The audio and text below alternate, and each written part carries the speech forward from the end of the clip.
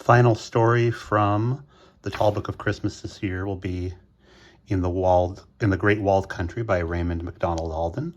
And let's look at some pictures. This is one I don't remember being read a bunch, so the story will be almost as new to me as it might be to you. But we got kids playing with some toys. Got a kid with a crown on talking to an old man. The old man is talking to kids who are playing kings and queens. There's a turtle and a puppy. Some kids with a doll looking out a window. Some kids with a dog in the wood, in a snowy wood. Somebody with a pack on their back.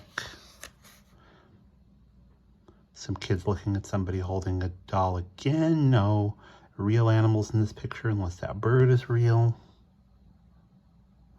Tucking an old man into bed, looking at his foot, seeing that it's uncovered, and the old man waking up and one of his boots is knocked down and he's still talking to the kids in this picture. Again, I have very little idea what's going to happen in this story.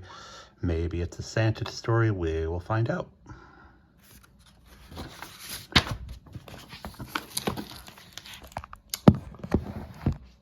In the Great Walled Country by Raymond MacDonald Alden. Away at the northern end of the world, where most people suppose that there is nothing but ice and snow, is a land full of children. It is called the Great Walled Country because all around the country is a great wall of ice, hundreds of feet thick and hundreds of feet high. Nobody who lives there ever grows up. The king and the queen and the princess and the courtiers and the princes and the courtiers play a great deal of time with dolls and tin soldiers. Every night at 7 o'clock they have a bowl of bread and milk and go to bed. But they make excellent rulers, and the other children are well pleased with their government.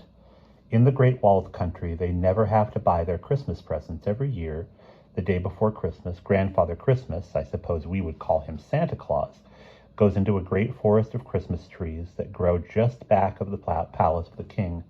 There he fills the trees with candy and books and toys and all sorts of good things. When night comes, all the children wrap up snugly and go to the forest to gather gifts for their friends. Each one goes by himself so that none of his friends can see what he has gathered, and no one ever thinks of such a thing as taking a present for himself. So Christmas time is a great holiday in that land. They have been celebrating it in this way for hundreds of years. But there was one time many years ago when the children in the Great Walled Country had a very strange Christmas. There came a visitor to the land. He was an old man, and he was the first stranger for many years who had succeeded in getting over the wall. The stranger looked so wise the king invited him to the palace. When this old man was told how they held their Christmas celebration, he listened gravely. Then, looking wise as ever, he said to the king, "That is all very well, but I should think there would be an easier way. Why does not everyone get his own presents? That would save the trouble of dividing them again, and everyone would be better satisfied. He could pick out just what he wanted for himself." This seemed to the king a very wise saying. He called all his courtiers and counselors about him, and they all agreed. They had been very foolish. "We will make a proclamation," they said, "and always after this follow the new plan." So the proclamation was made. The plan seemed as wise to the children of the country as it had to the king and the counselors. Everyone had at some time been a little disappointed with his Christmas gifts. Now there would be no danger of that. On Christmas Eve, they always had a meeting at the palace and sang carols until 10 o'clock, the time for going to the forest. On this particular night, it seemed to the king that the music was not quite so merry as usual, and that the children's eyes did not shine as gladly as in other years. But there could be no good reason for this, since everyone was expecting a better time than usual. So he thought no more of it. There was only one person in the palace that night who was not pleased with the new proclamation about the Christmas gifts. This was a little boy named Inge, who lived with his sister. Now his sister was a cripple and had to sit all day looking out of the window from her chair. Inge had always gone to the forest on Christmas Eve and returned with his arms and pockets loaded with pretty things for his sister, which would keep her amused all the coming year. Now, said Inge to himself, what would his sister do? The poor crippled child could not go a step toward the forest. After thinking about it a long time, Inge silently made up his mind not to obey the proclamation. He decided that it would be wrong if instead of taking gifts for himself, he decided it would not be wrong if instead of taking gifts for himself, he took them all together for his sister. And now the chimes had struck 10. The children were making their way toward the forest in starlight so bright that it almost showed their shadows on the sparkling snow. As soon as they came to the edge of the forest, they separated, each one going by himself in the old way. Though now there was really no reason why they should have secrets from one another. 10 minutes later, if you had been in the forest, you might have seen the children standing in dismay. For as they looked eagerly about them, they saw no presents hanging from the branches of the evergreen trees. High and low they searched, wandering farther into the forest than ever before, but still no presents appeared. As the children were trooping out of the forest after hours of weary searching, some of them came upon little Inge. Over his shoulder he was carrying a bag that seemed to be full to overflowing. "Are they not beautiful things?" he cried. "I think Grandfather Christmas was never so good to us before." "Why, what do you mean?" cried the children. "There are no presents in the forest." "No presents?" said Inge. "I have my bag full of them."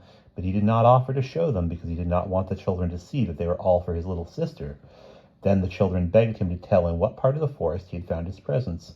He turned back and pointed to the place where he had been.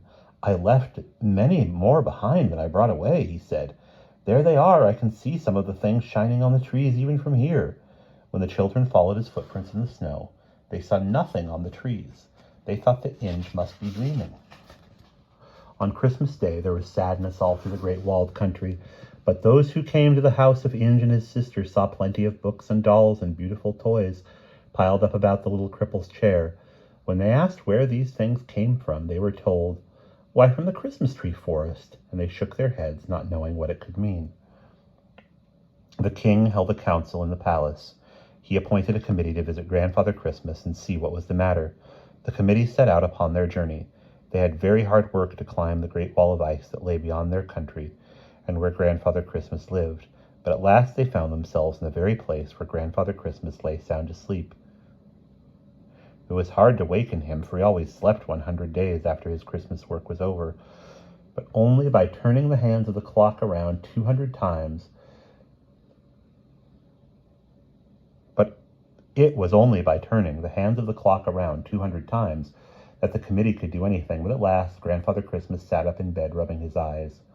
"Oh, sir," cried the prince, who was in charge of the committee, "we have come from the king of the great walled country to ask why you forgot us this Christmas and left no presents in the forest." "No presents?" said Grandfather Christmas. "I never forget anything. The presents were there. You did not see them, that's all."